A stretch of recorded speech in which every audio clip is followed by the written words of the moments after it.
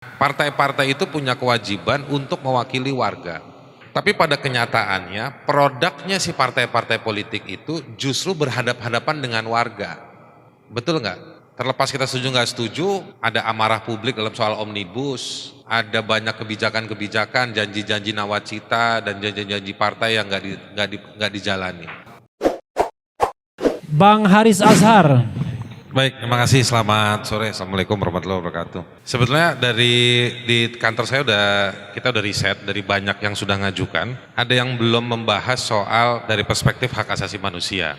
Nah, saya tesisnya begini. Kan si partai ini disebut mewakili, gitu Om Refli. Tapi harus dibahasakan sebagai ada pihak yang diwakili. Nah, yang diwakili itu menurut saya itu warga. Taken for granted secara politik kan begitu. Jadi nggak bisa dibilang bahwa kalau kamu milih Gerindra baru kamu boleh gugurkan hak saya untuk PT 20%, nggak bisa.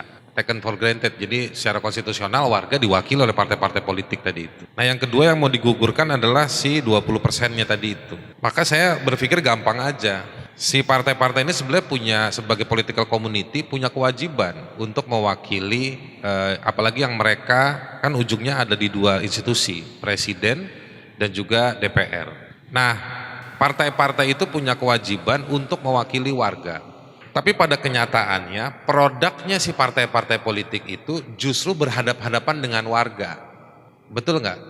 Terlepas kita setuju nggak setuju, ada amarah publik dalam soal omnibus, ada banyak kebijakan-kebijakan, janji-janji nawacita dan janji-janji partai yang nggak dijalani. Legal dokumennya untuk mengatakan bahwa mereka nggak jalani janji-janji dan juga haknya warga itu banyak. Jadi ide saya sebenarnya simpel aja, saya juga nggak mau panjang-panjang. Sebetulnya kita bawakan MK minta ditantangin sesuatu yang baru.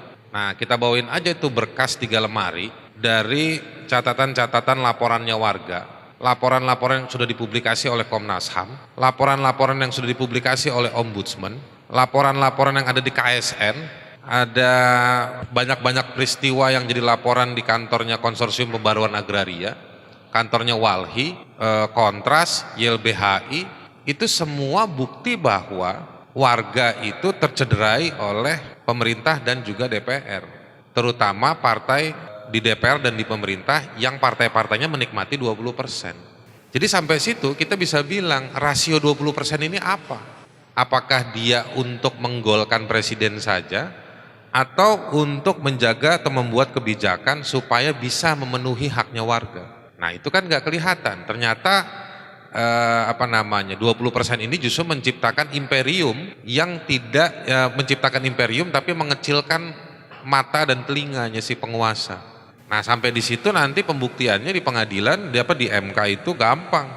Selain laporan-laporan peristiwa-peristiwa tadi itu, hak-haknya warga yang hilang diuji lagi. Bahkan kita minta mana hasil rapatnya setiap partai, hasil produk-produk rapat, produk-produk kerjanya itu.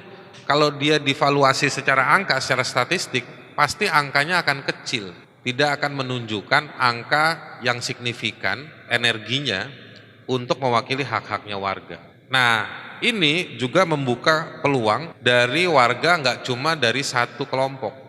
Karena yang menjadi korban pelanggaran HAM adalah warga yang tidak terwakili oleh partai-partai yang kemudian partai-partai itu ada di DPR maupun di lembaga kepresidenan atau pemerintah. Itu warga itu berasal dari Papua sampai Aceh. Nanti mereka bisa hadir di sana berpartisipasi untuk baik itu sebagai pemohon, baik itu sebagai saksi ataupun bagian dari nanti intervensi yang melakukan intervensi di MK itu sendiri. Jadi menurut saya ada satu lagi konstruksi yang bisa digulirkan ke depan.